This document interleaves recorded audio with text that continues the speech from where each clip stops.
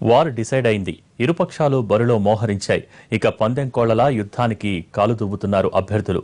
Party పరంగానే కాదు, వ్యక్తిగతంగానూ ప్రతిష్టాత్మకంగా భావిస్తూ సర్వశక్తులు ఒడ్డేందుకు సిద్ధమయ్యారు. ఏ స్థాయిలో అంటే ఓడిపోతే రాజీనామా చేస్తామనే రేంజ్లో సవాళ్లు విసురుకుంటున్నారు. అవును, ఇప్పుడు అందరి దృష్టి నంద్యాల ఉప ఎన్నికపైనే.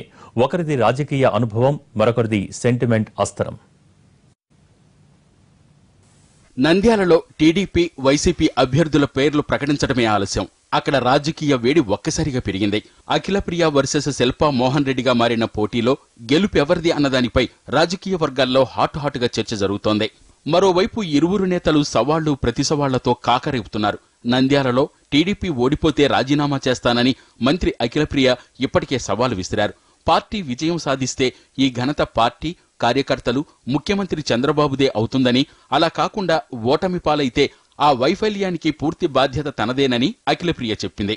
అయితే ఈ సవాల్పై శిల్ప కాస్త భిన్నంగా స్పందించారు.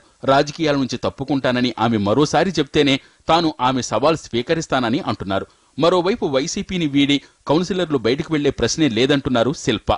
ఎందుకంటే వాళ్ళ కౌన్సిలర్స్ ముందు వచ్చారు, మేం కాదు. మా వాళ్ళు తెలుగుదేశం నుండి ఈరోజు వైఎస్ఆర్సీపీ పోయిండొచ్చు, కానీ మాకంటే ముందు వైఎస్ఆర్సీపీ నుండి తెలుగుదేశానికి వచ్చారు. అదేవిధంగా ముఖ్యంగా వాళ్ళ ఎమ్మెల్యేలు ఆ రోజు భూమానారెడ్డి గారు కావచ్చు, అఖిలప్రియ గారు కావచ్చు, వైఎస్ఆర్సీపీ నుండి తెలుగుదేశానికి వచ్చారు.